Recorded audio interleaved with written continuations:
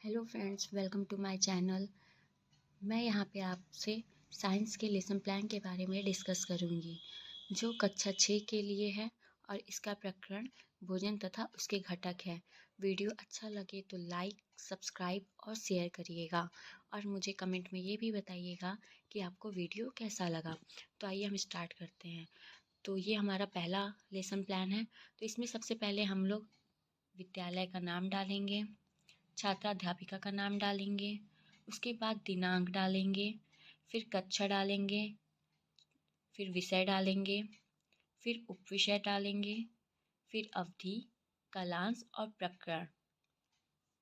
तो यहाँ पे हमने पहले कक्षा 6 डाला है, फिर विषय में हमने विज्ञान डाला है, उप विषय में जीव विज्ञान, अवधि हमारी 36 मिनट या फिर आप 35 मिनट भी लिख सकते हैं, कालांश द्वितीय और हमारा प्रकरण है आज का भोजन तथा उसके घटक। तो इसके बाद हम लोग आते हैं, सबसे पहले हम सामान्य उद्देश्य लिखेंगे। तो इसमें सबसे पहला उद्देश्य है छात्रों में विज्ञान विषय के प्रति रुचि उत्पन्न करना। दूसरा है हमारा छात्रों में वैज्ञानिक दृष्टिकोण विकसित करना। तीसरा है हमारा छात्रों की तार्किक व मानसिक शक्ति का विकास करना। चौथा है हमारा छात्रों की चिंतन शक्ति का विकास करना। पांचवा है हमारा छात्रों को दैनिक जीवन में विज्ञान विषय की उपयोगिता से परिचित कराना। अब हमारा आएगा विशिष्ट उद्देश्य। तो हमारा पहला विशिष्ट उद्देश्य है छात्रों को भोजन व उसके घटकों की जानकारी प्राप्त हो सकेगी। दूसरा, छात्र भोजन तथा उसके घटकों को समझ सकेंगे। तीसरा है छात्रों को चार्ट व मॉडल के द्वारा भोजन के घटकों को आसानी से समझाया जा सकता है। चौथा है छात्र भोजन के विभिन्न घटकों का दैनिक जीवन में प्रयोग करने का कौशल विकसित कर सकेंगे। अब हम लिखेंगे इसमें सहायक सामग्री। सहायक सामग्री में हमारे आते हैं जैसे चौक, डस्टर, पुस्तक, लपेट श्यामपट्ट, चार्ट इत्यादि। पश्चात हम पूर्व ज्ञान लिखेंगे। इसमें हम लिखते हैं कि छात्र भोजन पदार्थों के बारे में सामान्य जानकारी रखते हैं। अब हम आते हैं प्रस्तावना प्रश्न में। प्रस्तावना प्रश्न हमें ये बताता है कि हमें आज क्या पढ़ाना है। इसमें ऐसे क्वेश्चन पूछे जाते हैं जो एक दूसरे से संबंधित होते हैं और बच्चों के पूर्व ज्ञान पर आधारित होते हैं। तो इसमें सबसे पहला क्रम संख्या कॉलम बनता है, फिर छात्र अध्यापिका कथन का कॉलम बनता है, फिर छात्र क्रियाओं का कॉलम बनता है। तो आइए हमारा पहला प्रश्न है, बच्चों हम सभी लोग किस ग्रह पर रहते हैं। तो छात्र उत्तर देंगे पृथ्वी पर। हमारा अगला प्रश्न है, पृथ्वी पर सबसे बुद्धिमान प्राणी कौन है। तो बच्चे उत्तर देंगे मनुष्य। हमारा अगला प्रश्न है, मनुष्य की मूलभूत आवश्यकताएं बताइए, वो भी विज्ञान के शब्द में। तो बच्चे बताएंगे भोजन, जल, वायु। तो हमारा अगला प्रश्न है, भोजन और भोजन के घटक के बारे में आप क्या जानते हैं। तो ये बच्चों के लिए समस्यात्मक प्रश्न बन जाएगा। तो इसके बाद हम लोग अपना उद्देश्य कथन बोलेंगे कि हमें क्या पढ़ाना है आज। तो बच्चों, आज हम लोग भोजन तथा उसके घटक के बारे में विस्तार पूर्वक अध्ययन करेंगे। इसके बाद हम आते हैं प्रस्तुतिकरण में।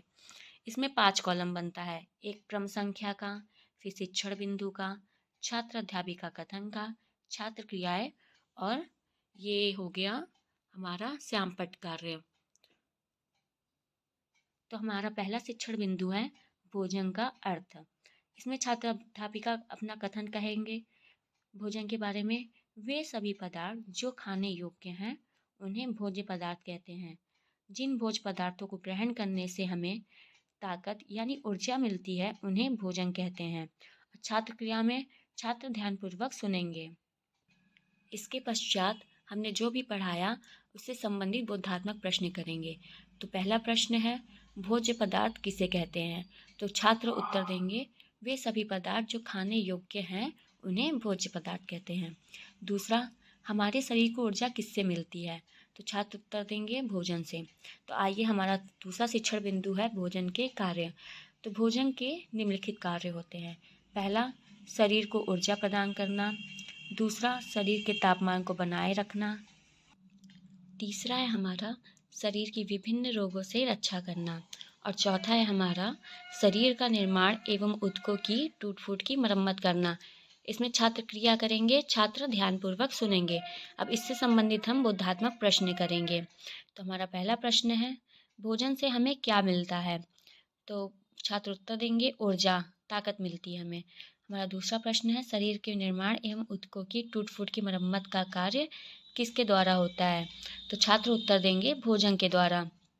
तो आइए अब हमारा तीसरा शिक्षण बिंदु है भोजन के घटक। तो हम लोग बताएंगे भोजन के निम्नलिखित घटक होते हैं। पहला हम लोग देखेंगे प्रोटीन के बारे में। तो प्रोटीन त्वचा, रक्त, मांसपेशियां तथा हड्डियों के विकास के लिए आवश्यक है। इसमें भी छात्र क्रिया करेंगे, छात्र ध्यानपूर्वक सुनेंगे।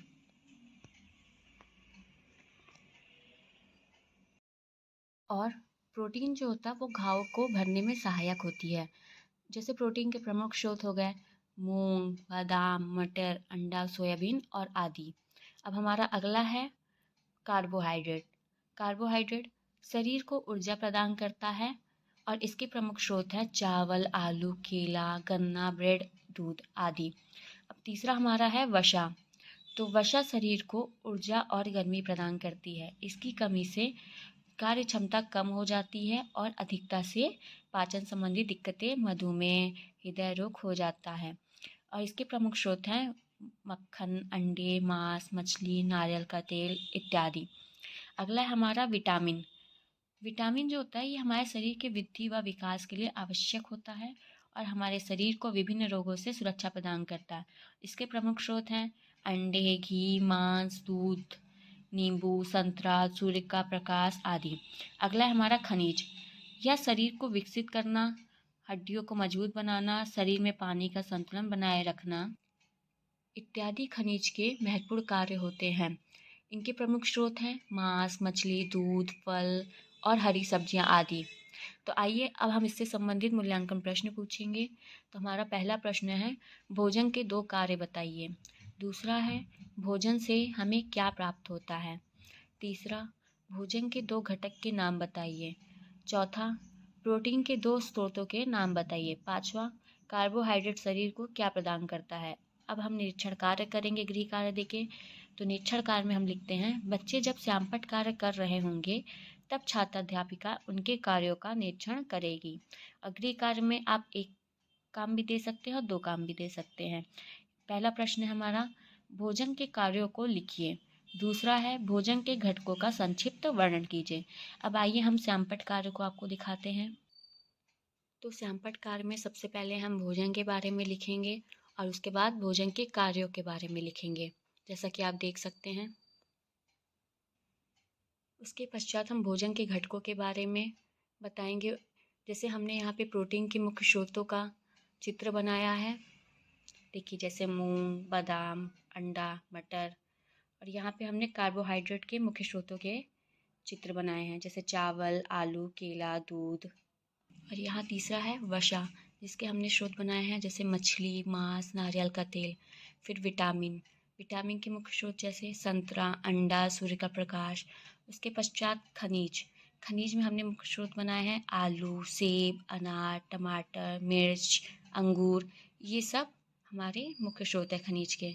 तो अगर आप लोग को वीडियो अच्छा लगे तो लाइक, सब्सक्राइब और शेयर करिएगा और मुझे कमेंट में बताइएगा कि आपको ये वीडियो कैसा लगा।